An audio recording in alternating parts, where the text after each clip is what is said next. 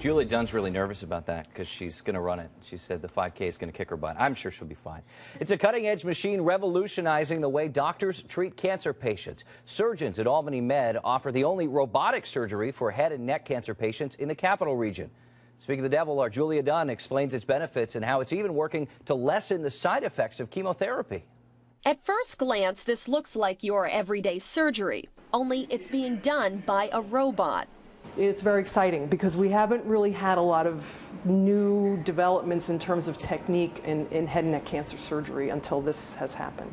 This is the Da Vinci Xi. Its multiple arms almost work as an extension of the surgeon's hands operating the robot, and it can make extremely tiny incisions, leaving minimal scarring. We could not do that before.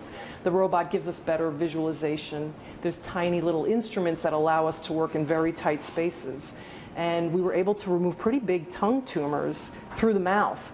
Dr. Lisa Galati, Associate Professor of Otolaryngology at Albany Med, says traditionally when it came to head and neck cancer, removing tumors was a disfiguring surgery, requiring large incisions, sometimes splitting a patient's jaw.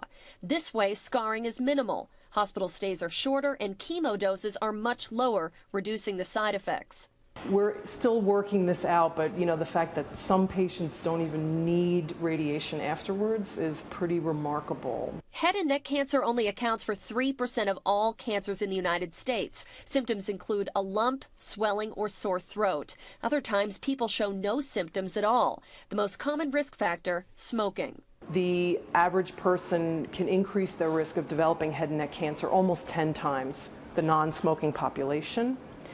If you add alcohol to the situation, you can increase the risk at least 15 times. Dr. Galati says the maiden surgery for the Da Vinci Xi here at Albany Med was in February. Since then, 10 more have been done. Moving forward, she says the hospital hopes to complete 4 days of robotic surgery a month.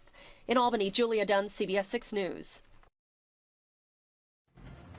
A sweeping change for the National Football League. Why the league's promising to shell out some big bucks. That's something you